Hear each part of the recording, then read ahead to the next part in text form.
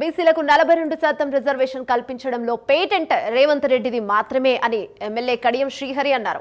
42% బీసీల రిజర్వేషన్ కు వ్యతిరేకమని చెప్పేవారు ఎవరూ లేరని చెప్పారు. తెలంగాణ అభివృద్ధిపై బీజేపీ మంత్రులకు ఎంపీలకు ఏమాత్రం చిత్తశుద్ధి లేదని మండిపడ్డారు. గత 10 ఏళ్లు అధికారాన్ని అడ్డం పెట్టుకున్న బీఆర్ఎస్ నాయకులు విచ్చలవిడిగా ఆస్తులు సంపాదించుకున్నారని ఆరోపించారు. ఎలక్షన్ కమిషన్ నోటిఫికేషన్ ఇచ్చిన తర్వాత కోర్టు ఆ నోటిఫికేషన్ నిలిపివేసింది.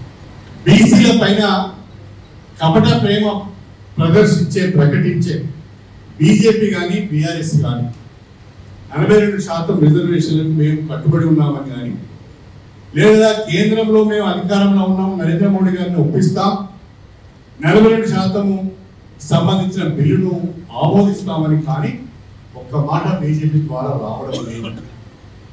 ఇది చాలా దుర్మార్గం అని చెప్పి నేను ఈ సందర్భంగా తెలియజేస్తాను. పైపెచ్చు కాంగ్రెస్ ప్రభుత్వం చేసిన పరులను తప్పుపట్టే ప్రయత్నం చేస్తున్నారే తప్ప వాళ్ళు మాత్రం ముందుకు వచ్చి మేము కూడా బీసీల యొక్క 42% కట్టుబడి ఉన్నామని చెప్పి ప్రకటించి దానికి చట్టబద్ధత కల్పించే ప్రయత్నం మాత్రం చేయడం లేదు.